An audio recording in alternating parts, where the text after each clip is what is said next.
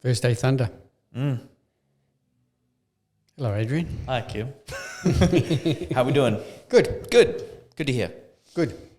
You okay? I feel a bit flat today. Oh, really? Yeah, I didn't have a coffee this morning. Haven't really had any caffeine either. So this is the first day in a long time where it's the latest it's been, and I've had no caffeine. I'm just feeling a little bit flat at the moment, but that should pick up as the day goes on. But yeah, how about yourself? I take way too much caffeine. I take way too much caffeine. I was thinking that the other day because, like, I wake up in the morning, I go for a walk. I had to serve a Fireball Black. Mm-hmm. Is that 300 mgs? Yep.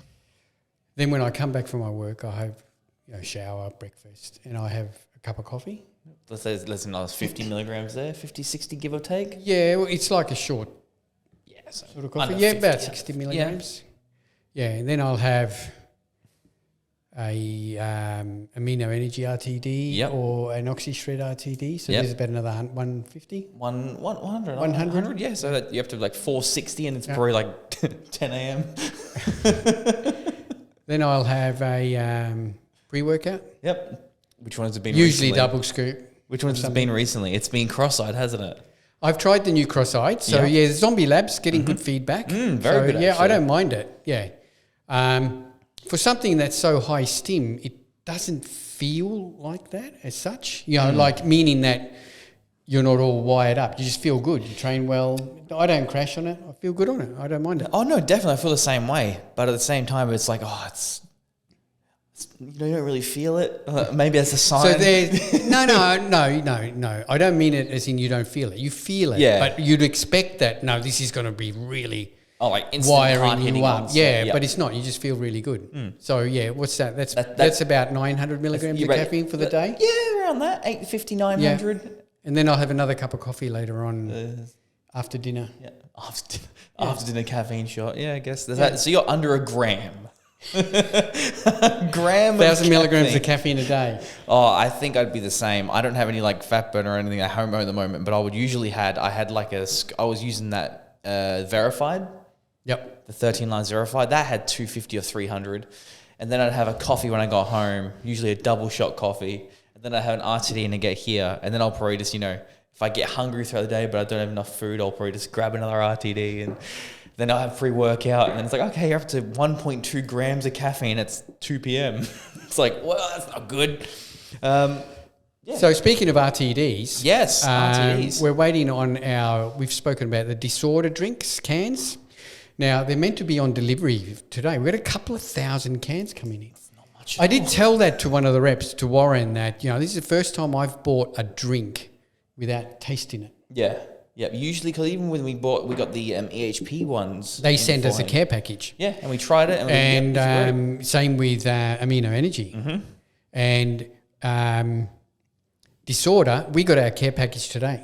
Yeah, I haven't got it here because I'd left the shop by then. So Ari just sent through a picture, just saying that we got our care package. So Ari's going to try them all. We can try our drinks now. But I think the whole pallet is on board for delivery today. So we might shoot another quick video tomorrow. I was going to say, unloading the pallet. We got a lot of drinks now. No, we might, we'll put these in the fridge today and we might shoot a quick video. Either you or Ari shoot a quick video trying them. Yeah, that'd be good. You can do that again. I'm sure I'll try a couple of cans today, so that'll add about another 200, 300 milligrams of caffeine to my daily. You're not training today either? No, I don't train today. I'm going Christmas shopping today. Yeah, that's right. You might need a pre-workout for that. Pray for me. I will. I'm doing the typical man thing, but I've usually I would have left it until next week. What's the date today? Yeah, next week would have been pushing. Yeah, so this is pretty early for me, Yeah, you'd be there at 11 o'clock at night. I'm a good 10 days out from Christmas and I'm going to do my Christmas shopping. I've had mine done since middle of November, start of November. Good thing is I know exactly what I'm going to get. I know where to go, what to do, where to go, get that. So I reckon, because I'm going with your wife, I reckon we'll throw lunch in there. Yep. And I reckon we'll be done in 90 minutes. 2 hours. That'd be good. Yeah. Where are you going? Teacher Plaza. Teacher Plaza. Yeah. And I need to go to a couple of other shops. 45 minutes to get a car park. Specialty shops. 10 minutes to get a child out the car. 10 minutes walking we around. might leave the child with grandma. Ah, okay then. All right. Well, there you go. Yeah. He's going to hate that. That's right. Nah, he loves it. Anyway, that's it. So that's it for Shop Talk. We've only there's nothing much happening. There's no new products. We're going to be fully stocked up this week. So we've got lots of orders coming in and deliveries this week. So we're going to be fully stocked up for the Christmas period. Most of the companies all start to close this Friday. Yeah, getting all the emails like last orders before closed I know. until. So it's always a little bit of a guessing game on how much stock to take and everything. But we're going to be fully stocked up. Speaking of Christmas, we're going to keep trading right up until next Saturday, which is Christmas Eve. Yep. Normal trading. And then Monday and Tuesday, obviously after Christmas, will be closed. And the shop will be open on the Wednesday to Saturday. The gym is going to be unofficially staffed. Yeah, but we'll be in here. But we're going to be here. Look, every day we have to come in here and do a bit of tidying up and whatever, and we'll be training.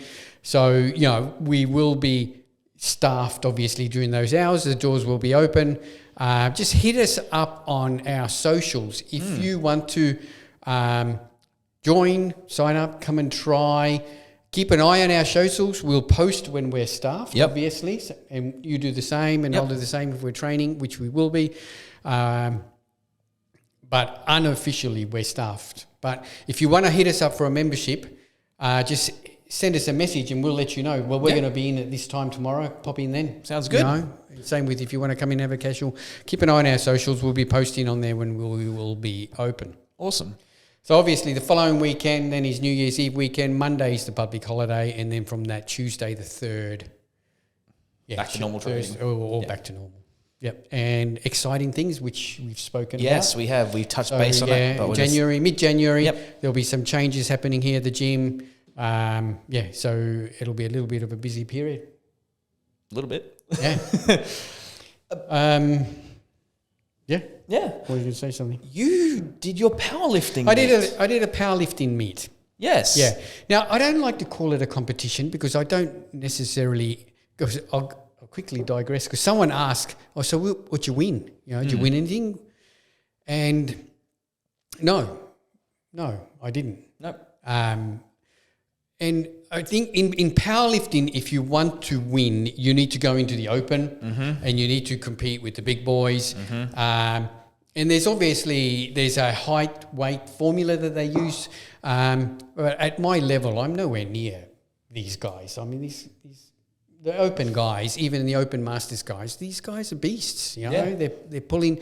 I don't know if you saw, there was a guy in Victoria on Saturday at the Victorian equivalent of our deadlift comp. 67 years old, Terence pulled 305 for a world record. You got a while to go. Yeah. You still got about 7 years. No, 67 years old, yeah. Yeah, so you got about 7 years though. So you can do that. You can tack on yes. 110 kilos to your deadlift in 7 years. And then he said, "Oh well, why do you enter the show?" And I think there's nothing better, and I've only done it twice, so I'm not some sort of expert. But in those 2 times, there's nothing better than hitting a PB on the platform with a bunch of screaming people. I think it just brings more out of you, and I enjoy it. I like it, So yes, we did that deadlift comp. So it was only the South Australian deadlift comp. It was a Capo sanctioned. So I did the Capo sanctioned event, and I pulled 190, which was a personal best. It was on the platform and a new Australian record. Gonna get another plaque. Put it on the wall another again. Certificate. Yeah, it's gonna be just chock full of walls. It was really good, And then because it was an Australian record, I was able to try for a 4th lift. Yep. So I put 192.5.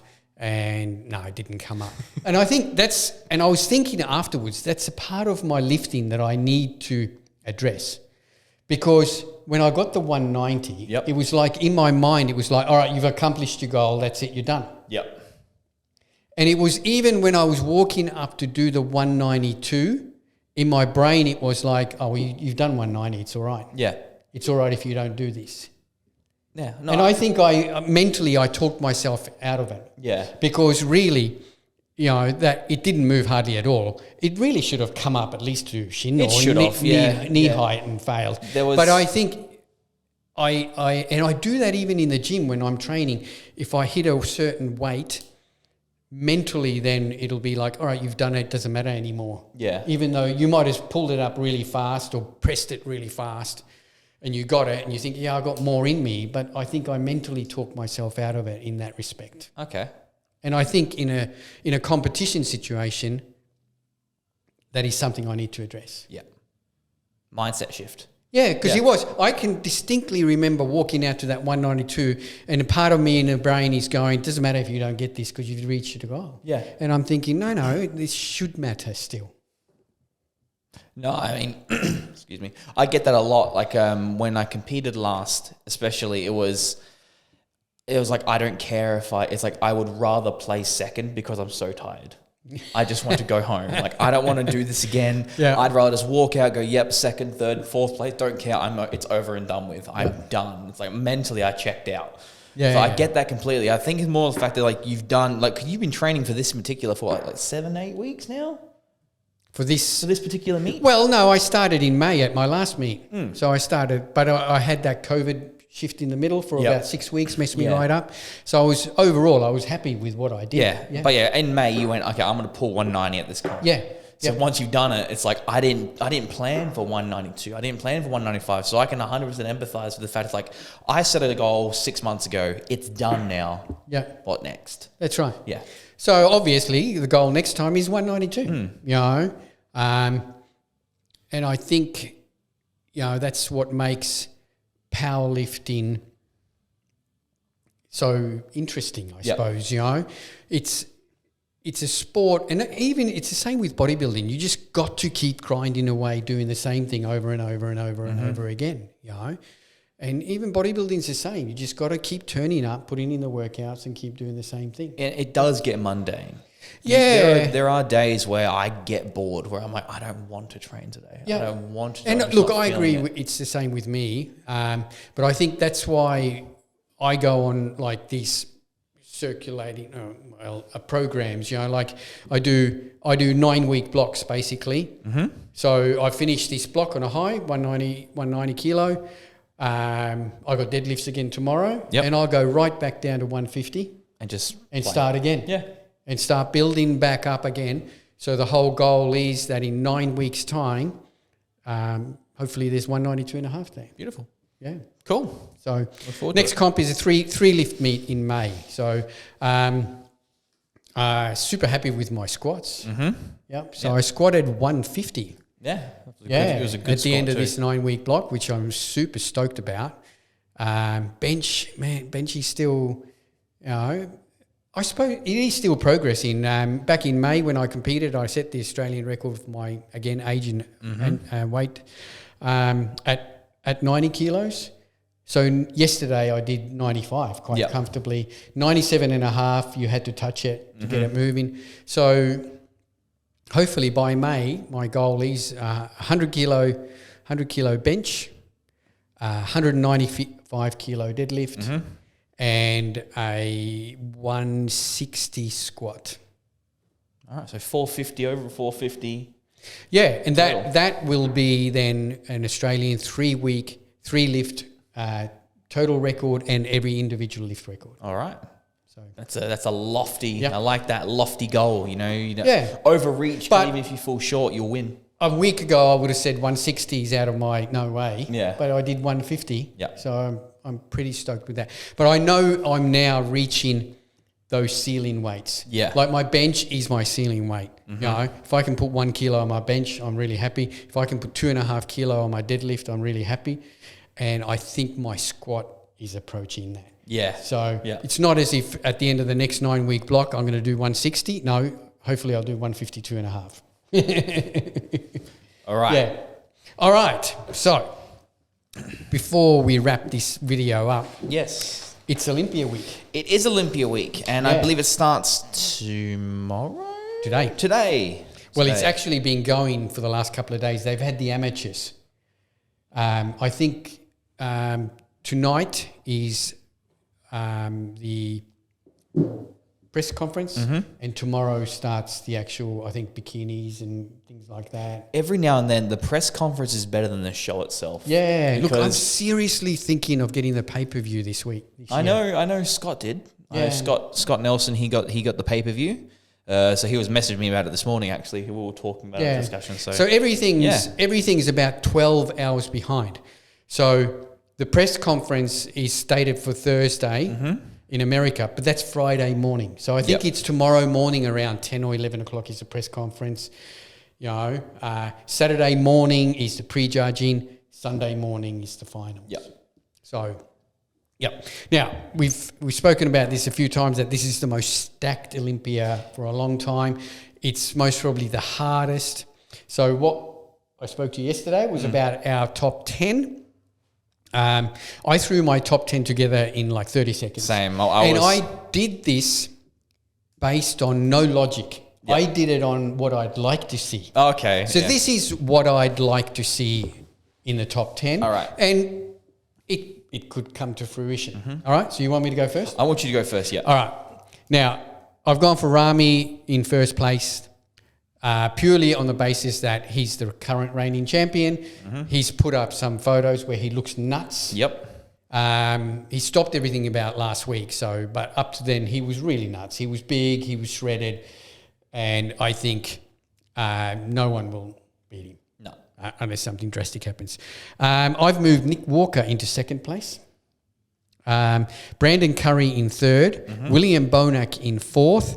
And Hardy Shupan in fifth. Now, that's pretty much the top 5 bar in Hunter from last year. And I think those same guys are going to be there again. Yep. Those orders can be moved around. It can be. I've moved Ian Valieri from 7th last year to 6th. He's looking incredible. Now, this is the interesting. I've put Andrew Jack in 7th. 7th, yeah. And Michael Krizanek in 8th. 8th, okay. Now, I think these new guys are going to make an impact. Yep. Whether they'll be that low, I don't know. They could be 9th or 10th, But I reckon Michael Krizanek is looking crazy. Andrew Jack has put up nothing. So we all agree his shape, his size. He's just got one of those wow factor physiques. He had that physique when, what was his name a few years ago in the Olympia? Patrick someone. Yeah, Patrick Moore. When he came out and he was at the peak, you're like, wow, that's the future. Andrew Jack is looking like that now. And he's got one of these, just this wow factor physique. And he's tall. He's got massive quads, big arms, and this tiny waist. He just looks crazy. Michael Krizanek has got muscle upon muscle, and he's looking so round and full at the moment. He dries out a little bit. I think he will clearly and easily be in the top 10. Yep. In 9th, I've got Hunter Labrada. Now, a lot of people are going to think, and look, I could be totally wrong about that. I thought Hunter last year had a gift in his 5th place. Yep. I really did, and a lot of other people think the same. Now, he's improved. He's a lot bigger. So many people are impressed with Hunter, but I don't know. He doesn't do that much for me. He's got a great physique. But he's not like Krizanek. He's not like Andrew Jack, where they just have this incredible wow factor. Yeah. To me, Hunter is a good pro. But when I look at Hunter's physique, it's not like Krizanek. I'm going, oh my God, have a look at his arms, have a look at his chest. You just look at Hunter and you go, wow, great physique. Yeah. So I've got him in 9th. Now I've got Derek Lunsford in 10th. A lot of people are putting him way higher than that. Some up into top 4, top 5. I don't have him top 5. Look, he could easily do that because he's the same size as Hardy. So Hardy's in the top 5. So why can't Lunsford? The only reason I've got Lunsford so low is that he has not proven himself on an open stage. Yep. He might turn now and look ridiculously tiny. I don't know. Against some of these guys. You don't know, like some of these people have never stood next to each other, so it's one of those things where So he could be 10th, he could be right up in the top 6, he could be out of 10th. He could literally be, wow, he's got a top 3 physique, and then someone walks in and goes, I know him on he's 4, I know him on he's 5, 6, 7, 8, 9. Or he could just look up in this lineup and like, what's a 212 doing in this lineup? So that's it. That's who I've put in 10th. Quickly, 212. I think Sean Clarida will get it. Yeah, I agree. And I only just picked the winner, but at the same time thinking about it, I think it'll be Sean, Kamal, and Angel Calderon. I think that'll be the top 3. After that, this lineup is crazy. Classic, I've got Bumstead winning only again because he's 3-time champion. There is a cloud over Bumstead. His right arm, his bicep. looking a bit dodgy, looked a bit flat, whereas the other one was nice and peaked. People talking about an injury maybe. So then there's Urs. I've got Urs second and Ramon third. Yep. So Bumstead stopped putting photos up since he put the last one up, and everyone started asking, what's wrong with your bicep? Yeah. Could So have been that's the wrong me. angle. Yeah. What have you got? Okay, so I have gone with Big Ramy and then Brandon Curry second. Yep. I have Andrew Jack third. Oh. Just because his height, Yep. his physique, his lines, and his posing. He does everything very, very well. I agree. This guy can be anywhere from third onwards. But we said the same thing about Patrick Moore several years ago, and then he fell off. He fell off. Nick Walker, I don't have him. I have him fourth, but I think that's me being also very. I don't like Nick's physique. Yeah, I know you don't, but again, it's about the freak factor at the Olympia. It is. And I think there's not many bodybuilders that carry freak factor like Nick. He seems to have worked on his proportions. Yeah. His waist is looking all right. But when I look at Nick personally, I see a physique that I'm like, it's just not appealing. Yeah. That's me personally. I agree. And I feel if he gets put higher and higher and higher, the sport is going to evolve into something that isn't sustainable. Yeah. It's getting that way now. I just feel having someone that looks like Nick, as young as he is going to make the sport go, oh shit, what are we going to do now? Yeah. But that's just, and then Hardy at top fat, I'm rounding up the top five. I was talking to Scott before So that. say that again. So you I've got Ramy then Brendan Curry, Andrew Jack, Nick Walker, and then Hardy. Yeah. So both of us had Hardy in fifth. Yeah, I feel Hardy is getting to that point of his career where he can't add any more size. He hasn't made those drastic improvements that all the other competitors have. You can see, like, for instance, let's use Michael Krizanek. I've got him sixth. Yep. You see him going from IFB elite, and then just blowing everyone away, coming in and blowing everyone else away. Yep. You've got Bonak, who I think is also on the same sort of level, who's sort of, a maxed out, can't really get much of that. I have him seventh. Yeah, I think Bonak last year had something was wrong, because then at the Arnold Classic he looked 100 times better, and at the couple of the pro shows that he did after the Olympia, so he fixed whatever was the problem. I think they were saying something that he had flight issues. He didn't get in until 2 days before or something, which can be true, But again, the photos he's been putting up, everyone's saying it's the best Bonak we've seen for a long time. So I think he will be right up there. Yeah, and then 8, 9, and 10, I've got Hunter Labrada, Derek Lunsford, and Ian Valieri. Yep. Ian is one of these physiques. Again, he has a freak factor. He has a freak factor, but it's you look at his physique in certain shots, and I look at it and I go, "What's wrong? Something's missing, something's and off. I think it's just his structure, and he'll never be able to fix that." But do you see that elevator picture of his quads he put up yesterday? Grainy. It was just insane. Yeah. So he doesn't have an issue with getting lean. Not at all. He's going to be dry. He's going to be hard. He's going to be big. But he's one of these physiques that he's either going to drop right down or he's going to move up 1 or 2 spots. And who knows? And there's so many physiques then out of this top 10 that can knock out 4 or 5 of these guys that we picked. Yeah, I mean, I've got Antoine Vaillant. He's looking incredible after his another bout of rehab. I think he did earlier this year. You got Hollingshead, who's just a nugget, man, and he does have an appealing physique for me, but size-wise, I don't think he can stand up to, Ramy, can't stand up to, Nick, funnily enough. There's Charles Griffin, who was 8th last year, and we haven't mentioned him. Well, he was a top 10 guy. Well, last year's Olympia also wasn't the best either. No, that's right. But I'm looking forward to see how it all goes, especially the top 3. I feel the top 3 is going to really push the next couple of years shows of where bodybuilding is going to go. Are they going to go with something like Ramy? You should actually get it here and put it onto the big TV. Yeah, that's an idea. Yeah, I could do that. Yeah, And both at once. I'll be working at the shop, so I'll get it as well, and then we can just talk. Talk and see who's going. Yeah. Anyway, we'll keep that. I'm going to keep that here. and we will assess it next We time. will. We watch it be completely turned on its head. Have no idea what's happened. Yeah. Right. All right. Now, this might be our last Thursday Thunder for the year. Yep. So just in case it is, I just want to wish you a Merry Christmas, wish everyone very Merry Christmas and a Happy New Year. Thanks for your awesome support at the shop, here at the gym. It's been amazing, and we can't wait to get stuck into it next year. Can't wait. So don't forget, the shop will only be closed on those designated public holidays of Monday and Tuesday, and Monday of the following week. And that's it. Otherwise, we'll be open. We might have shorter hours, so keep an eye on our socials. We might do things like 10 till 4 or something like that, which is generally what we tend to do between Christmas and New Year. But don't forget, the gym, we will be here every day, training, cleaning up. Hit us up and ask us what time we're going to be here, and you can come in and check us out. Yeah. Thanks, everyone. Thanks for tuning in. Thanks for all your awesome support, and we're going to catch you guys next year. That's Will. Bye. Bye-bye.